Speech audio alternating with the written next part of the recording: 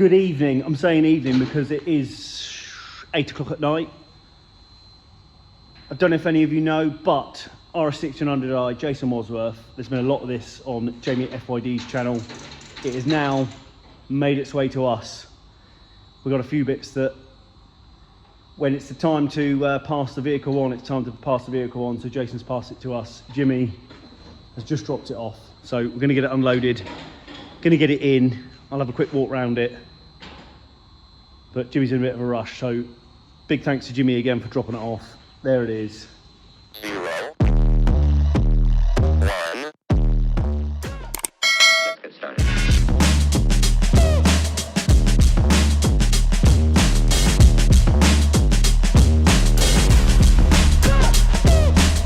Why is stopping me?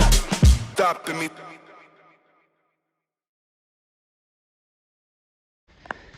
Just going to get this thing up on the ramp, see what we're dealing with. But Jimmy likes to use ratchet straps. I've just undone 1, 2, 3. I've just undone 4 on the most high-tech pallet possible to man. There is no way this Escort was even moving on that trailer, or recovery truck, sorry. So I'm just going to tackle on then getting these ratchet straps off. We're going to get it in the air and just have a quick browse at what we're going to tackle first. I've got a rough idea what it looks like. The middle bit of the floor has been scraped back with scrapers. I think anything past that, don't think it's the case. So, like I say, I'm going to struggle on with these ratchet straps, work out how I'm going to pick it up, because obviously I've got to try and get those legs somewhere here to get it to lift, and then we'll get it in the air and we'll have a look around it. I won't bore you with me spending all the time on strapping it. I'll just get that done now.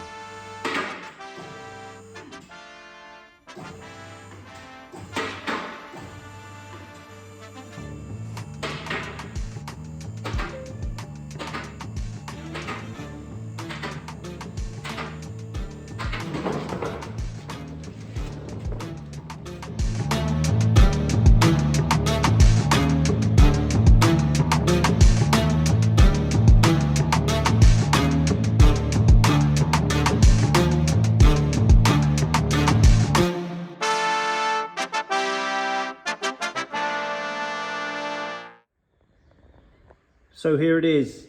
This is probably the bit you haven't quite been shown on Jamie's videos.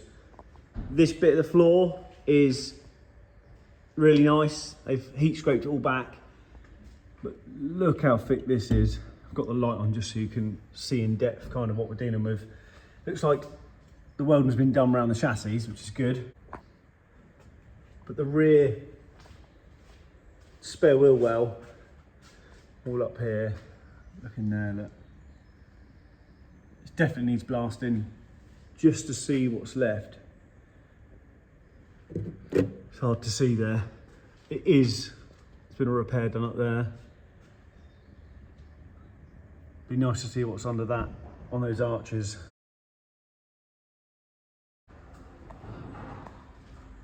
A few little bits across here. These areas here, we can see where someone has already put some paint over the top of the seam ceiling. See here, it's all cracked out. We've done this on Jason Series 1, so we know what we're doing. Engine bay, again, I haven't really spoke to Jace what we're doing. Looks like that's been ground back now, so I can only presume that this is all going to be getting the full treatment. So last few bits on this side to take off. There's the brake hose, literally just tap the clip out and then give a little tap out and it removes like that. So moving on now to the tank strap, literally 30mm bolt, and then it just almost clips in with a rotation. Now, a bit of a heat shield, bit of a struggle this one.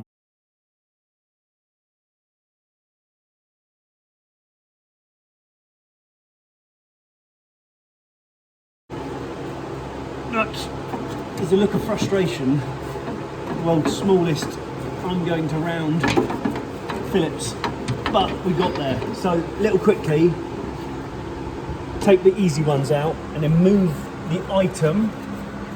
It will then free up the screw, and although it is, you can see it's still rounded a little bit, I can get enough pressure on there, keep the pressure on it, that come out. These are going in the bin.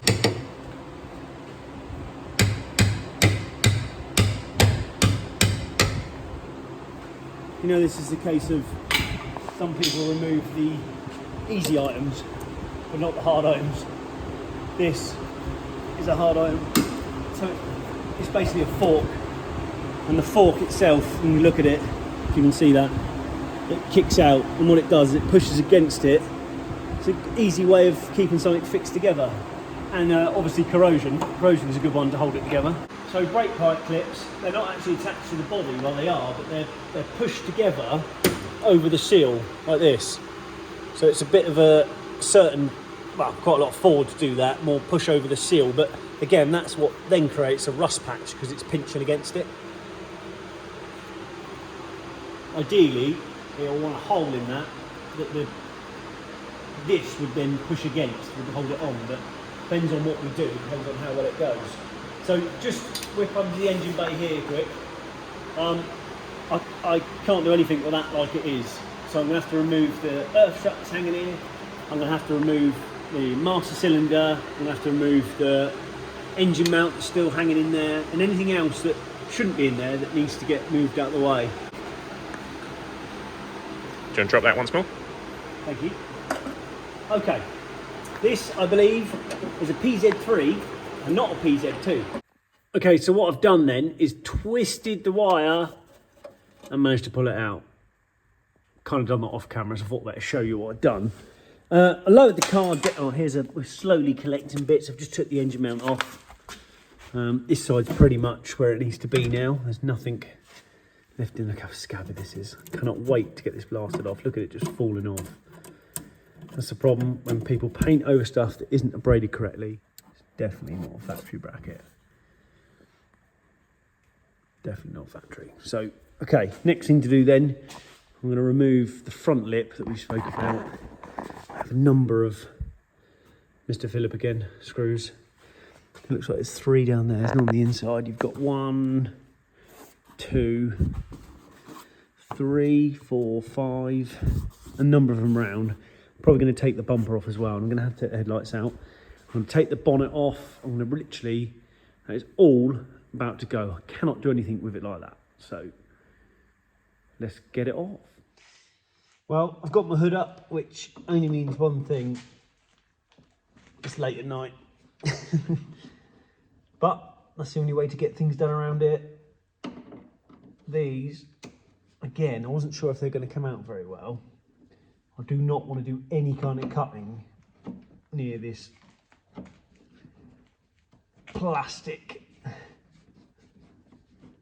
splitter. This is obviously worth a few quid, this splitter. So that's the first 3 out. That was, I'm not going to say it, but yeah.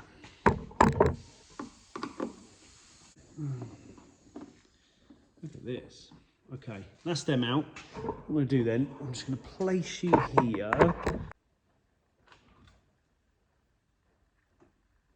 Okay, someone's actually done quite a good job there of making those brackets for the number plate. I'm going to have to use a stubby screwdriver on that to get into there. I'm going to work my way around the front, the side, and just try and do those last ones on this side.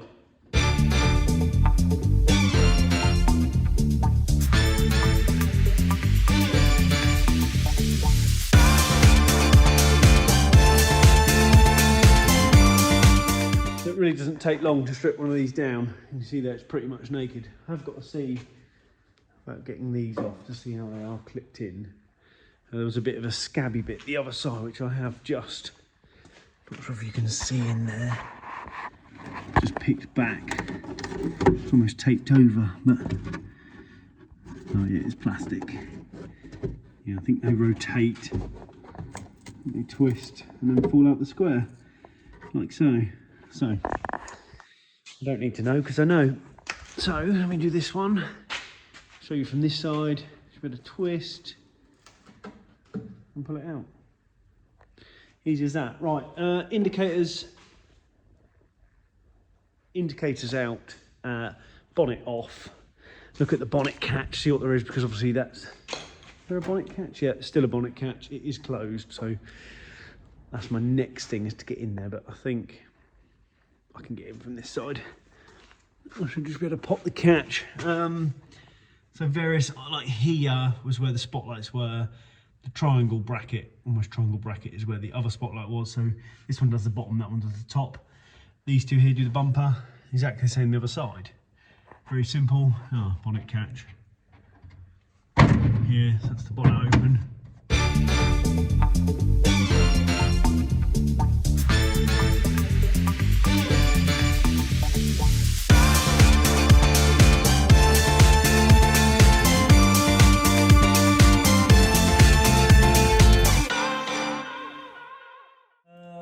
So, most of the engine bay, you've just seen Sean give me a hand whipping the bonnet off. You can see there now, bonnet off, most of everything out is disconnected. The last few bits that we need to get out are the clutch cable we just got out. We need to get the speeder cable out and all that wiring. All that wiring looks like the whole loom needs to come from inside out. We still need to get the master cylinder off of what's left of it, the servo. That's the last bit to come out of that engine bay, and that's pretty much the whole lot done. So I'm just going to tackle the dash. From the looks of it, there's one bolt down here I've taken out, there's one bolt in the centre, and there's one bolt down this side. When I say bolt, I mean Phillips screw. I'm just going to take them out and give it a little wiggle and see quite how much comes loose. It's not like the Sierras where everything's like blended in. This all seems to be as one. I'm going to have to take the steering column out anyway, because the UJ, you could probably just seen it when we scanned across, is still sticking out the bottom. Again, no good if it's going to get blasted.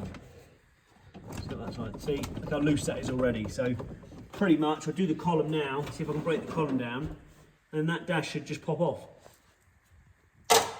And there it is. The dash is out, along with all the other gear that came with it. We took the heater box out, we took the back of the servo out, the rod that went across from the other side. Pretty much, I think, everything there is now stripped. It's got a few clips to take out there. Now, the last thing, I know what you're going to say, it's that engine loom. The engine loom looks like, and I believe it does, better view there, look. See, it all comes out this way. Quite common, the Sierras do it as well. My P100 was exactly the same. So that done the same in that corner there. The loom runs along here and then goes up and it goes round the wheel arch. So if anyone was to do any welding up there, it would probably set it on fire. It must go along there, track along to the rear light. It doesn't look like there's any loom. Some kind of speaker cable this side. We've got some peculiar kind of window, central locking-y, electric window-y kind of tapped in there. But pretty much it's a very simple loom. What is behind the dash is behind the dash. What goes to the lights goes to the lights, and the rest of it will go up there. So for me, work, for me, work, the body for me, what, work. So back to the wiring loom. What we're doing now, I've just disconnected the light units, which are here, which are two plugs. And the wiring for the, actually, I think, finishes here in this rear light. Okay, so we're going to feed it, it's all in here now. Just going to feed it all the way back. I've just disconnected the number plate lights and fed them back through the grommet. And we're going to then carry on, and it goes up and it comes out. Here, I can just see it there, see it? I'll see it right there, and then carries on along that. And that's all the rear. There's one that goes across to the fuel sender, which is somewhere through the middle, which I've already disconnected. This side, which we've already looked at, just looks like speaker wires down that side. Pretty much, once I've undone, if you can see it there, Philip, there she is, Philip there, Philip there, that's the two earths then for the back. That'll all feed through and then should just get us down to that pile of wiring. Just sort you out. All that pile of wiring down here, down the front.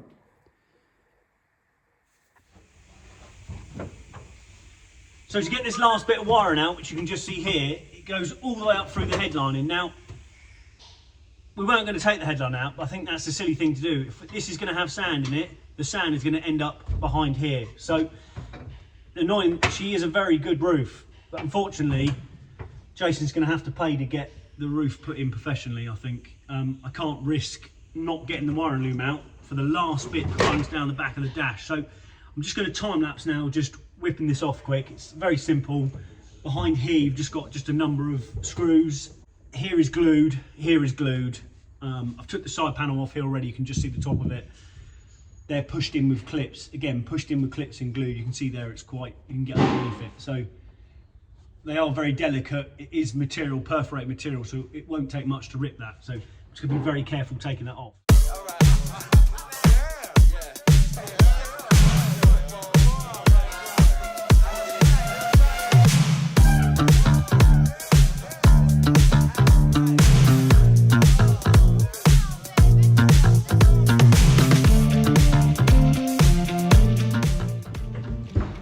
So it's tools like these that make you able to get into there without drilling those rivets out. So I have literally just removed that panel. Godsend these up. So from the roof lining it gets worse. I think I'm going to have to take this window out. It's pinched under here, and also this material panel that you can just see here is also pinched underneath. I don't want to pull it out. It feels like it's going to rip it. I'm going to pull it out. I've actually done it on camera. I've pulled it out and it does pinch out lovely. It's just a material cover, see, that would used to be adhesive on. You can see it's already come off, must have been the heat. But what I can do now is pull this back. No, there's a metal tab there. You can see that metal tab. See there, that little metal tablet?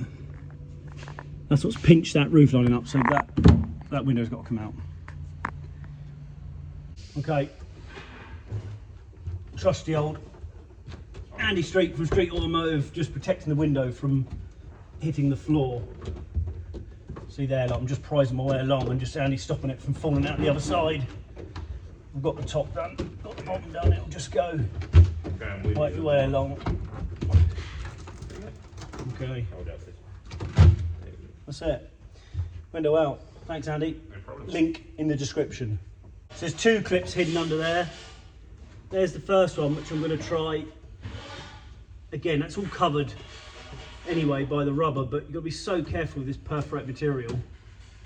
It's the first one off. The second one is just here. I'm going to try and leave them on the material because they're pinched through the hole, so you can just see that one there on the camera. And that's that side done. We have got just here, it's stuck along there, so wish me luck with that.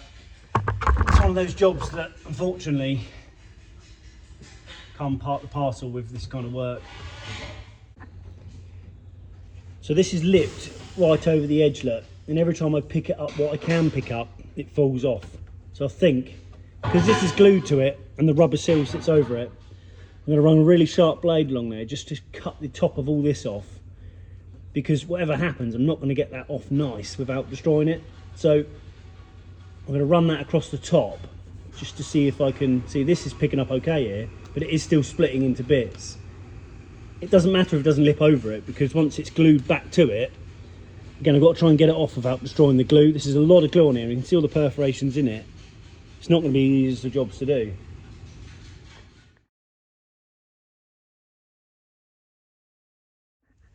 So hopefully I have just captured that on time lapse. You can just see where I've been cutting my way along. You can see just in this bottom corner here, where it's just the last bit. I'm literally running around the edge of the metal.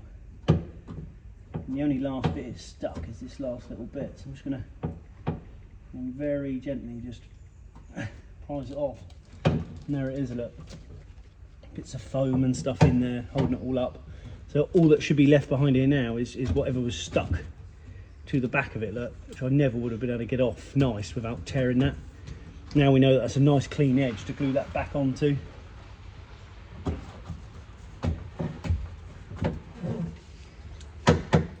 Okay, so it's getting worse. It's looking like the strip here is glued on, but also it's pinched behind the windscreen. So we've removed the two rear windows.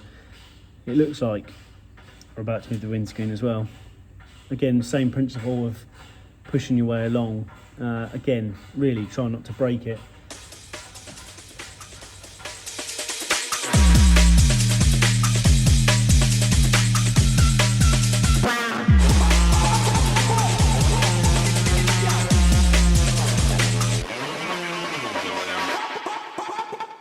Let me just show you what I'm doing here then. I'm just pulling back the rubber and as it's exposed between each joint there, I'm just popping it back over that sill. It's the best way to not put as much pressure on. You can just take that one out, Just trying to not put the pressure on the window for any chance of it trying to crack. Again, I've done all that so you can see that I'm down to that point there. And really it will just fold forward and should just come out. Just like that, it's out. Onto the A-pillar post then. These are just stuck on, got to do both sides. So that is finally the headliner removed. That bar there, the rest of the headliner was pinched underneath it, so we've had to bend it back. That's obviously the first place it starts to pull it tight. Now I've just got to pull the sunroof back forward and I believe that will just lift out of that frame. So this last bit of wiring loom that comes up, goes to the rear light and the front light, comes down and comes out of there. Now for the life of me, I'm struggling to get it out of that pillar. I'm just going to keep tracking on with it.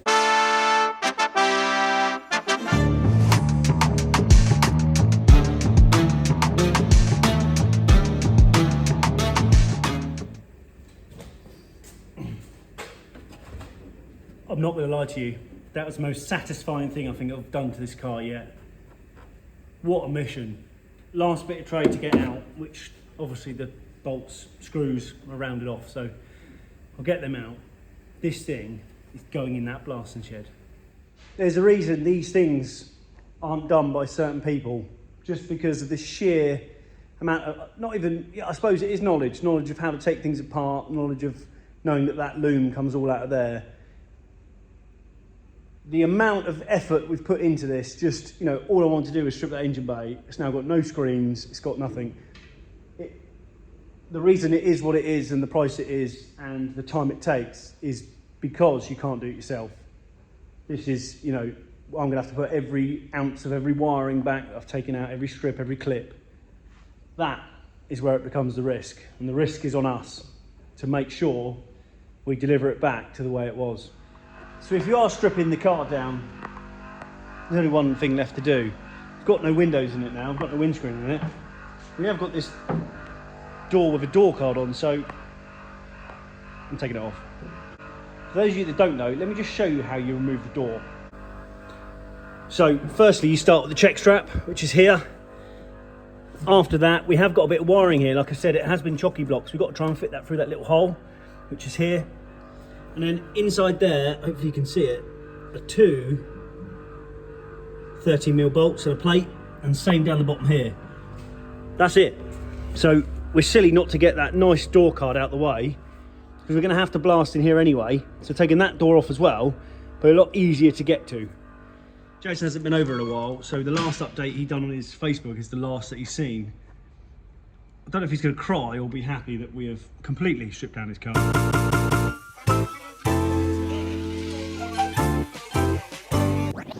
Switch it up.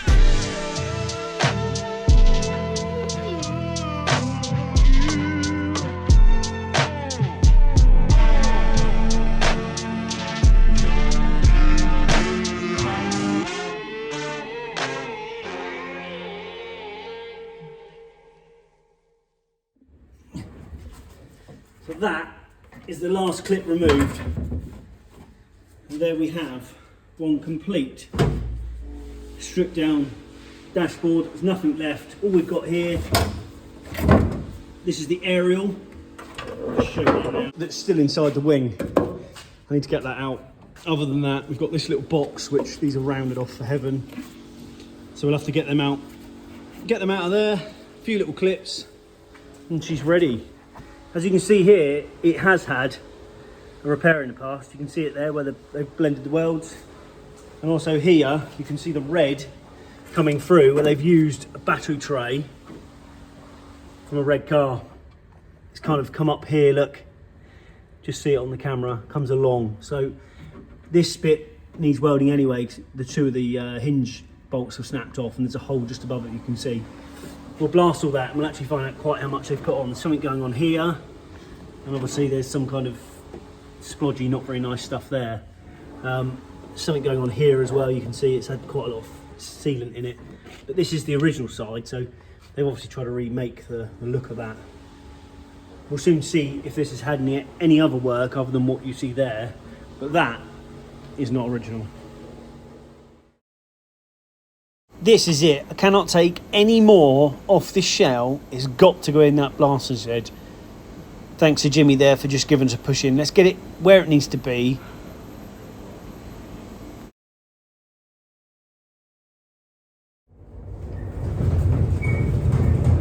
Now I'm taking this final resting spot. Right, thank you. So that is the RS1600i pushed into the sandblasting shed. We're going to try and lift that right up now and get it on those high axle stands so it's off the floor. We're not going to put it on the spit just for the sake of jigging a spit up. We are already doing the inside, the engine bay and underneath. So let's get it on the stands now and see what it looks like. So that is the RS1600i up on the stands. We have started blasting it and there's a sneak peek, but next video we're going to disclose everything that we found wrong with this vehicle. It will be coming out of here onto the ramp. Once it's on the ramp, then we'll have a gaze over, see what needs welding. This is still a very clean shell and definitely worth the sale. So guys, if you've got this far, thank you very much. It's not really a how-to, you hear me say that a lot. There's stuff in this video that you can refer back to if you too wanted to do this to your car. So guys, don't forget, hit the thumbs up.